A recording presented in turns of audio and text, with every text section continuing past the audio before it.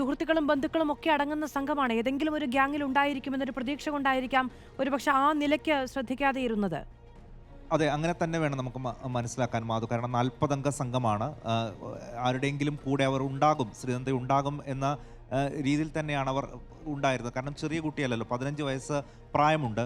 ശ്രീനന്ദ മറ്റു കുട്ടികളും ഉണ്ടായിരുന്നു, മുതിർന്നവരുണ്ടായിരുന്നു ആ കൂട്ടത്തിൽ. അവരെല്ലാവരും അവിടെ തന്നെ തുടരുകയായിരുന്നു. ശ്രീനന്ദയുമായി തങ്ങൾ മടങ്ങുന്നുള്ളൂ എന്ന് പറഞ്ഞ് അവിടെ തന്നെ തുടരുകയായിരുന്നു. ഈ വിവരം അറിഞ്ഞ് പിന്നെയും ബന്ധുക്കൾ അങ്ങോട്ടേക്ക് എത്തിയിരുന്നു. അവരൊക്കെ ചേർന്നാണ് ഈ തെരച്ചിൽ നടത്തിയത്. ഇന്ന് ഏറ്റവും സങ്കടകരമായ കാര്യം, അവർ പോയ വഴികളിലൂടെയൊക്കെ അച്ഛൻ ഇന്ന് പോകുന്നുണ്ട്. അവിടെയുള്ള ഓരോരുത്തരോടും ചോദിക്കുന്നുണ്ട്, ഫോട്ടോ കാണിച്ച് ഈ കുട്ടിയെ കണ്ടിട്ടുണ്ടോ, എന്തെങ്കിലും ഓർമ്മയുണ്ടോ, അവിടെയുള്ള ഭിക്ഷാടകരോടൊക്കെ ചോദിക്കുന്നുണ്ട്. പലതവണ ആ പടികൾ അദ്ദേഹം കയറിയിറങ്ങുന്നുണ്ട്. ഇന്ന് നമ്മുടെ പ്രതിനിധി ദീപക് മോഹനെയൊക്കെ അദ്ദേഹം ആ വഴികളിലൂടെയൊക്കെ കൊണ്ടുപോകുന്നുണ്ട്. അപ്പോഴും അദ്ദേഹത്തിന് ഉണ്ടായിരുന്നൊരു പ്രതീക്ഷ, ഈ താഴ്ചയിലേക്ക്, ഇത്ര അപകടകരമായ താഴ്ചയിലേക്ക് ശ്രീനന്ദ വീണുപോയിട്ടുണ്ടാകില്ല. ഏതെങ്കിലും ഘട്ടത്തിൽ മറ്റെന്തെങ്കിലും തട്ടിക്കൊണ്ടു പോകലോ ഒക്കെ ആണെങ്കിൽ അന്വേഷിച്ച് കണ്ടെത്താം എന്ന ഒരു പ്രതീക്ഷയാണ് ഉണ്ടായിരുന്നത്. പക്ഷേ ആ പ്രതീക്ഷകളെല്ലാം വിഫലമാക്കിക്കൊണ്ടാണ് ആ സങ്കടകരമായ വാർത്ത അല്പം മുമ്പ് ഏകദേശം 1500ഓളം അടി താഴ്ചയിൽ നിന്ന് മൃതദേഹം കണ്ടെത്തിയെന്നുള്ള വിവരം വരുന്നത്. ആ കാത്തിരിപ്പ് വിഫലമായിരിക്കുകയാണ് മാധു. എന്തായാലും ആ കുടുംബത്തെ സംബന്ധിച്ച് താങ്ങാൻ കഴിയാത്ത വലിയൊരു ആഘാതം തന്നെയാണ്. കാരണം പരീക്ഷയൊക്കെ കഴിഞ്ഞ് കുടുംബാംഗങ്ങളോടൊപ്പം ഏകദേശം 40 അധികം ആളുകൾ ഉണ്ടായിരുന്നു ആ സംഘത്തിൽ. അവർക്കൊപ്പം കൂടെ പോയതാണ്. 4 ദിവസമായിട്ടുള്ള ഒരു തിരച്ചിലും കാത്തിരിപ്പും ഒക്കെ ആയിരുന്നു. അതാണിപ്പോൾ വിഫലമായിരിക്കുന്നത്. സായ്കുമാറാണ് വിവരങ്ങൾ നൽകിക്കൊണ്ടിരിക്കുന്നത്. ചിക്കമംഗലൂരുവിൽ വിനോദസഞ്ചാരത്തിനിടെ കാണാതായ ശ്രീനന്ദ മരണപ്പെട്ടിരിക്കുന്നത് സ്ഥിരീകരിക്കുകയാണ്. 1500 അടി താഴ്ചയിലേക്ക് വീണുപോയി എന്നുള്ളതാണ് ഇപ്പോൾ മനസ്സിലാക്കാൻ കഴിയുന്നത്. മൃതദേഹം ഡ്രോണിന്റെ സഹായത്തോടു കൂടിയാണ് ഐഡന്റിഫൈ ചെയ്യാൻ കഴിഞ്ഞത്. ഇനി ആ മൃതദേഹം മുകളിലേക്ക് കൊണ്ടുവരിക എന്നത് തന്നെ വലിയ ശ്രമം ആവശ്യപ്പെടുന്ന ഒന്നാണ്. 1500 അടി താഴെയാണുള്ളത്. അവിടേക്ക് ഇപ്പോൾ ഇറങ്ങിപ്പോകാൻ രക്ഷാപ്രവർത്തകരൊക്കെ ദൗത്യസംഘം, രക്ഷാപ്രവർത്തനമെന്ന് ഈ ഘട്ടത്തിൽ പറയാൻ കഴിയില്ല, ദൗത്യസംഘാംഗങ്ങൾ ശ്രമിക്കുകയാണ്. കഴിഞ്ഞ 4 ദിവസവും ആ കുഞ്ഞിന് വേണ്ടിയുള്ള തിരച്ചിലാണ് അവിടെ നടന്നുകൊണ്ടിരുന്നത്. ആദ്യഘട്ടത്തിൽ പോലീസിൻ്റെയൊക്കെ പരിശോധന നാമമാത്രമായിരുന്നു എന്നുള്ള പരാതി ആ കുടുംബത്തിനുണ്ടായിരുന്നു. പക്ഷേ ഇന്നും ഇന്നലെയും ഒക്കെയായി തിരച്ചിലുണ്ടായിരുന്നു. ആദ്യഘട്ടത്തിൽ ഒരു പക്ഷേ ആ തരത്തിലുള്ളൊരു പരിശോധന ഉണ്ടായിരുന്നെങ്കിൽ എന്നൊരു പ്രതീക്ഷ കുടുംബാംഗങ്ങൾ വെച്ച് പ്രകടിപ്പിക്കുന്നുണ്ട്. പക്ഷേ അപ്പോഴും 1500 അടി താഴ്ചയിലേക്ക് വീണുപോയ ഒരു കുഞ്ഞാണ്. ആരും ആ സംഘത്തിലുണ്ടായിരുന്ന ആരുമോ അല്ലെങ്കിൽ മറ്റു സംഘാംഗങ്ങളോ, വിനോദസഞ്ചാരത്തിനായി ധാരാളം ആളുകൾ എത്തുന്ന ഇടമാണ് അത്, ആരും കണ്ടില്ല എന്നുള്ളതാണ്. ഇരുമ്പ് ബാരിക്കേഡ് വെച്ച് സന്ദർശകരെ നിയന്ത്രിച്ചിട്ടുള്ള ഇടമാണ്. ഒരു പക്ഷേ അതിനപ്പുറത്തേക്ക് കടന്നുപോയിട്ടുണ്ടാകാമെന്നാണ് ഈ ഘട്ടത്തിൽ നമുക്ക് വിലയിരുത്താൻ കഴിയുന്നത്. അല്ലെങ്കിൽ ഇങ്ങനെയൊരു അപകടം ഉണ്ടാകാനുള്ള സാധ്യത വളരെ കുറവാണ്. മാത്രമല്ല അങ്ങനെ മുകൾ പ്രദേശത്ത് നിന്നാണ് കാലുതെറ്റി വീഴുന്നതെങ്കിൽ ആരെങ്കിലും ഒരാൾ അത് കാണാതെ ഇരിക്കാനുള്ള സാധ്യതയും വളരെ കുറവാണ്. ഒരു പക്ഷേ അപകടകരമായ രീതിയിൽ അതിനടുത്തേക്ക് പോയിടത്ത് വെച്ചായിട്ടായിരിക്കാം ഈ കാലുതെറ്റി താഴേക്ക് വീഴുന്ന സാഹചര്യം ഉണ്ടായത് എന്ന് തന്നെ വിലയിരുത്തേണ്ടിയിരിക്കുന്നു. കടമ്പഴിപ്പുറത്ത് ടൂർ പോയ ആ സംഘത്തിലെ കാണാതായ കുട്ടിയുടെ മൃതദേഹം അവിടുത്തെ വാട്ടർഫോൾസിൻ്റെ താഴ്വാരത്ത് നിന്നും കണ്ടെത്തിയെന്നുള്ളതാണ് ഇപ്പോൾ കിട്ടിയിട്ടുള്ള വിവരം. എത്രയും പെട്ടെന്ന് പോലീസുമായിട്ട് ബന്ധപ്പെട്ട്, ആഭ്യന്തര വകുപ്പുമായി ബന്ധപ്പെട്ട് അതിൻ്റെ എല്ലാ നടപടിക്രമങ്ങളും കഴിച്ച് മൃതദേഹം നാട്ടിലെത്തിക്കുക എന്നുള്ളതാണ് ഇനി ചെയ്യാനുള്ളത്. അത്യന്തം ദുഃഖകരമായ ഒരു വാർത്തയാണ്. ആഭ്യന്തര വകുപ്പുമായി ബന്ധപ്പെട്ട് എത്രയും പെട്ടെന്ന് ഉള്ള നടപടി സ്വീകരിക്കുന്നത്.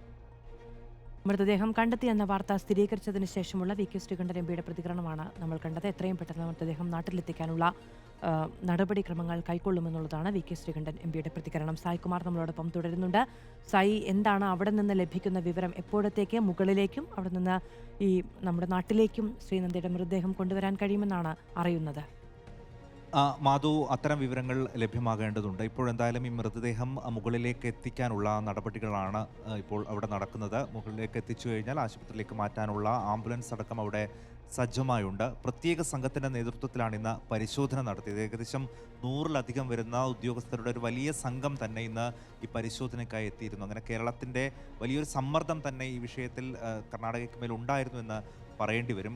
കെ.സി. വേണുഗോപാൽ അടക്കമുള്ള, വി.കെ. ശ്രീകണ്ഠൻ അടക്കമുള്ള ആളുകൾ അവിടെയുള്ള ഉദ്യോഗസ്ഥരുമായിട്ടൊക്കെ സംസാരിക്കുകയും ഒരു കാര്യമാത്രമായൊരു ഇടപെടൽ നടത്തണം എന്നാവശ്യപ്പെടുകയും ചെയ്തതിൻ്റെ അടിസ്ഥാനത്തിലാണ് ഇപ്പോൾ ഇങ്ങനെയൊരു പരിശോധന ഇന്ന് വ്യാപകമായി നടത്തിയത്. ആദ്യഘട്ടത്തിൽ അത്തരമൊരു പരിശോധന ഉണ്ടായിട്ടില്ല എന്നുള്ളൊരു പരാതി അവർക്ക് ഉണ്ടായിരുന്നു. ഇന്നെന്തായാലും അത്തരമൊരു പരാതി ഉണ്ടായിരുന്നില്ല. രാവിലെ കുടുംബാംഗങ്ങൾ പോലീസ് സ്റ്റേഷനിലെത്തി കാര്യങ്ങൾ ധരിപ്പിച്ചതിന് ശേഷം അവർക്കൊപ്പം തന്നെ വലിയൊരു പോലീസ് സംഘവും രക്ഷാദൗത്യ സംഘവും അങ്ങോട്ടേക്ക് പോവുകയും ചെയ്തു. ആ പരിശോധന നടത്തുന്ന ദൃശ്യങ്ങൾ തത്സമയം തന്നെ നമ്മൾ പ്രേക്ഷകരെ കാണിച്ചതുമാണ്. ഏകദേശം 300 അടി താഴ്ച വരെ തെർമൽ ഡ്രോൺ ഉപയോഗിച്ച് കഴിഞ്ഞ ദിവസം തന്നെ പരിശോധന നടത്തിയിരുന്നു. പക്ഷേ ഒരു സൂചന പോലും കണ്ടെത്താനായിരുന്നില്ല.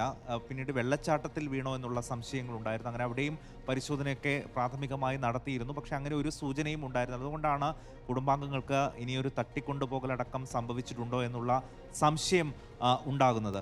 പാലക്കാട് കടമ്പഴിപ്പുറത്തെ രമേശ് രോഹിണി ദമ്പതിമാരുടെ മകളാണ് 15-കാരിയായ ശ്രീനന്ദ. കഴിഞ്ഞ ചൊവ്വാഴ്ച വൈകിട്ടോടുകൂടിയാണ് ശ്രീനന്ദ അടങ്ങുന്ന 40 അംഗ സംഘം ഈ സ്ഥലത്തേക്ക് എത്തുന്നത്. ബാബാ ബുഡാൻ വെള്ളച്ചാട്ടം, അവിടെയുള്ള മാണിക്യധാര വെള്ളച്ചാട്ടം, ബാബാ ബുഡാൻ ഗിരിക്കുന്ന്, അവിടെ സഞ്ചാരികൾ ദിനേന നിരവധി എത്തുന്നൊരു സ്ഥലം കൂടിയാണ്. ഇവരെത്തിയ സമയത്തും ധാരാളം സഞ്ചാരികൾ അവിടെ ഉണ്ടായിരുന്നു.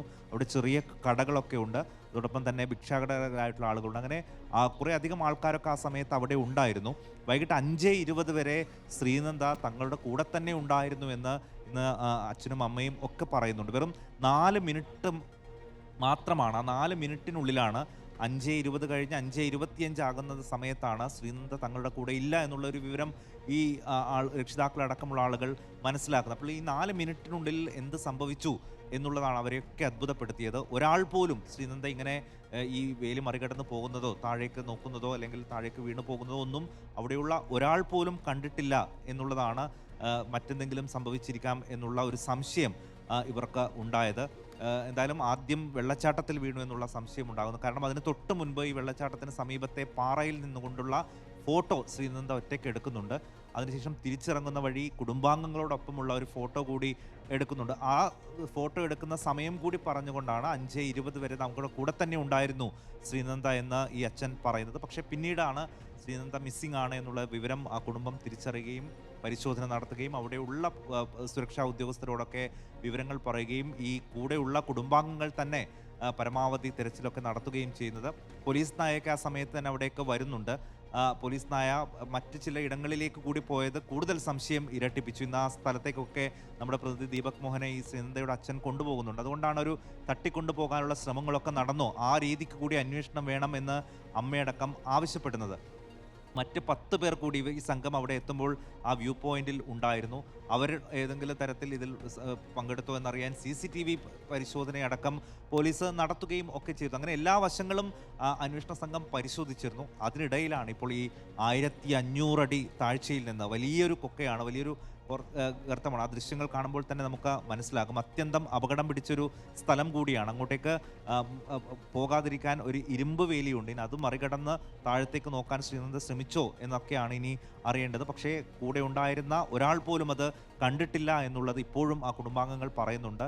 അങ്ങനെ ശ്രീനന്ദ അത് കടന്ന് തങ്ങളുടെ കയ്യിൽ നിന്ന് അല്ലെങ്കിൽ തങ്ങൾക്കൊപ്പം നിന്ന് മാറി ഇതിനടുത്തേക്ക് പോയിട്ടുണ്ടെങ്കിൽ കൂടെയുള്ള ആരെങ്കിലും അത് കാണേണ്ടതല്ലേ എന്നുള്ളൊരു ചോദ്യമാണ് അച്ഛനും അമ്മയും ചോദിക്കുന്നത്. അങ്ങനെ ഒരാൾ പോലും കണ്ടിട്ടില്ല. ഈ കൂട്ടത്തിലുള്ള ആളുകളോ അല്ലെങ്കിൽ അവിടെ ഉണ്ടായിരുന്ന ആളുകളോടൊക്കെ ഇവർ ആവർത്തിച്ച് ചോദിക്കുന്നുണ്ട്. പക്ഷെ ഒരാൾ പോലും അങ്ങനെ കണ്ടെത്തിയിട്ടില്ല. അതുകൊണ്ടാണ് ഇതിലൊരു ദുരൂഹതയുണ്ട് എന്ന് ആ കുടുംബം ഇപ്പോഴും പറയുന്നത്.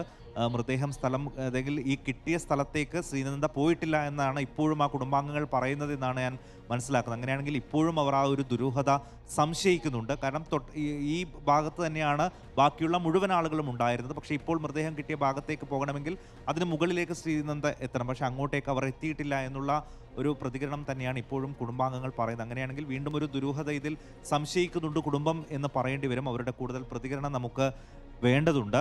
എന്തായാലും 4 ദിവസത്തിന് ശേഷമാണ് എല്ലാ കാത്തിരിപ്പും അസ്ഥാനത്താക്കിക്കൊണ്ട് ശ്രീനന്ദയുടെ മൃതദേഹം ഇപ്പോൾ കണ്ടെത്തിയിരിക്കുന്നത്. സായ്കുമാറാണ് വിവരങ്ങൾ നൽകിയത്. എല്ലാ പ്രതീക്ഷകളും അസ്ഥാനത്തായിരിക്കുന്നു. ഒരുപക്ഷെ കാണാതായതാകാം, എവിടെയെങ്കിലും താഴ്വാരത്താണെങ്കിലും എവിടെയെങ്കിലും ഉണ്ടാകും. വിപുലമായ പരിശോധന നടത്തിയാൽ കണ്ടെത്താൻ കഴിയുമെന്നൊക്കെയാണ് കുടുംബം പ്രതീക്ഷിച്ചത്. എല്ലാം അസ്ഥാനത്തായിരിക്കുന്നു. മൃതദേഹം ഡ്രോൺ പരിശോധനയിൽ കണ്ടെത്തിയിരിക്കുന്നു എന്നാണ് ലഭിക്കുന്ന വിവരം.